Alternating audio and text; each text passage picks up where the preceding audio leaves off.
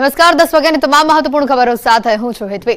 મહત્વના સમાચારો પર વાત કરીએ તો દિલ્હીમાં આજે કોંગ્રેસના બાકી ઉમેદવારો માટે મંથન થશે। દિલ્હીમાં આજે કોંગ્રેસ સીઈસીની બેઠક મળવાની છે। સવારે 10 વાગે સીઈસીની બેઠક મળવાની છે। કોંગ્રેસના બાકી ઉમેદવારોના નામ પર ચર્ચા કરવામાં આવશે।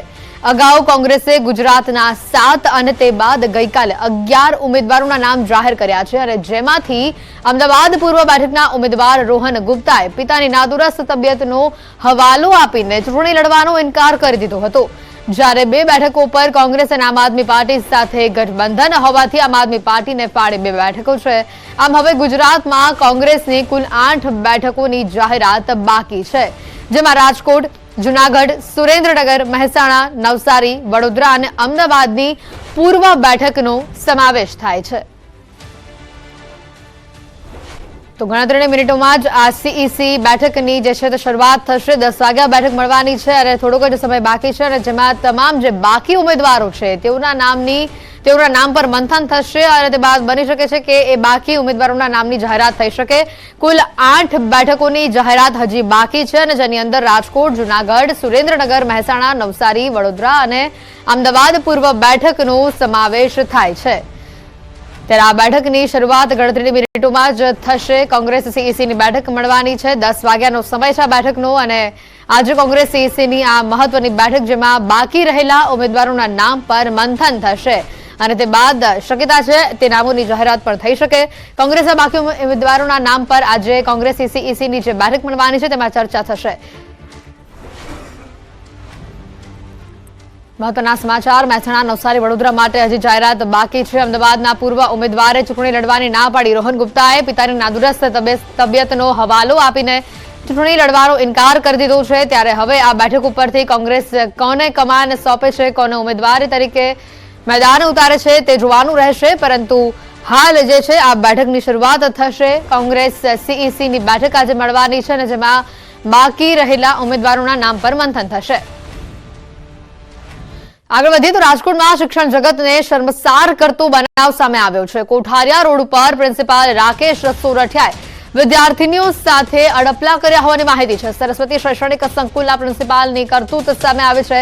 11 થી 14 વર્ષની 4 જેટલી વિદ્યાર્થીનીઓ સાથે તેઓએ અડપલા કર્યા છે। ભક્તિનગર પોલીસે હાલ પોક્સો હેઠળ ગુનો નોંધીને પ્રિન્સિપાલને સકંજામાં લીધા છે।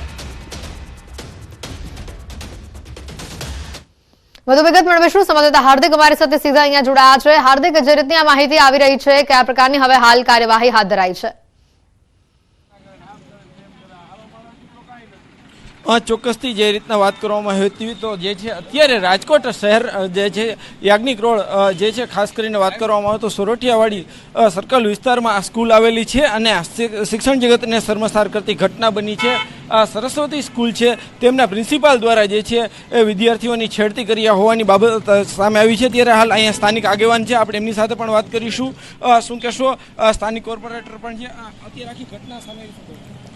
હવે કાલ આ સરસ્વતી સ્કૂલ છે એનો પ્રિન્સિપાલ રાકેશ સોરઠિયા કરે છે, ઘણો સમયથી આ સ્કૂલ હલાવે છે, પણ કાલ એવો બનાવ બન્યો। કાલ રાતે મને 11 વાગે ફોન આવ્યો બીજા લોકોને, મેં કીધું થયું છે હું કે આવું થયું છે ને પોલીસ ફરિયાદ લઈ લીધી। મેં કે કાંઈ વાંધો નહીં, આ થયું છે એટલે એવું કીધું કે ભાઈ આવું સારા સબરા કર્યા, એટલે આની પહેલાં એણે આવું કર્યું હતું। તે દિવસે આગેવાનોને બધા કીધું આ રહેવા દો, આ ધંધો કરાય નહીં, છોકરા નાના બાળકો ભણે છે તો વાંધો। હાલખેરે તો આને આ ધંધો હાલખેરે જાણી જોઈને કંઈ કરતો નથી, વાલીઓ કોઈ બિચારા કંઈ કરે નહીં, એટલે અમારો દીકરો સારા કર્યા જ કરે। ખાસ કરીને આવા લોકો સામે કેવી કાર્યવાહી થાય? આવા લોકો સામે કડકમાં કડક કાર્યવાહી થાય છે ને આનું સરસ્વતી સ્કૂલનું લાયસન્સ રદ કરવું છે અને પોલીસને આની કડક કાર્યવાહી કરવાની। હું હમણાં પોલીસ સ્ટેશને જવાનું કે આને વાકો હલાવો ને આને 10 દિનના રિમાન્ડ માગો, આવા કામ કરે એની અહીં સ્કૂલની જરૂર જ નથી। ચોક્કસથી કહી શકાય કે સ્થાનિકોમાં પણ ક્યાંક આક્રોશ છે। તો બીજી તરફ હાલ જે રીતના વાત કરવામાં આવે તો જે છે આ શખ્સ છે તેમની સામે જે છે કડકમાં કડક કાર્યવાહી થવી જોઈએ। 10 દિવસના રિમાન્ડ માંગવાની જે છે વાત પણ સ્થાનિક આગેવાનો કરી રહ્યા છે। એટલું જ નહીં, હાલ જે રીતના વાત કરવામાં આવે તો જે છે અત્યારે સ્કૂલને પણ તાળા લાગી ગયા છે.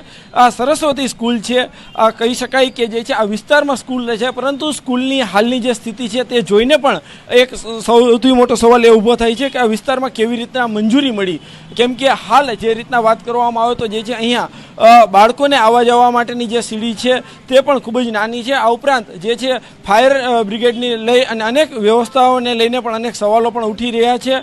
હાલ જે રીતના વાત કરવામાં આવે તો રાજકોટ શહેરની આ જે સ્કૂલ છે ત્યાં આ બનાવ સામે આવ્યો છે અને સમગ્ર શિક્ષણ જગત પણ શર્મસાર થયું છે. જી હેતવી. હાર્દિક આભાર માહિતી બદલ. તો રાજકોટથી આ શિક્ષણ જગતને શર્મસાર કરતો આ કિસ્સો સામે આવ્યો છે, જ્યાં શાળાના આચાર્ય દ્વારા 4 જેટલી વિદ્યાર્થીનીઓની છેડતી કરવામાં આવી.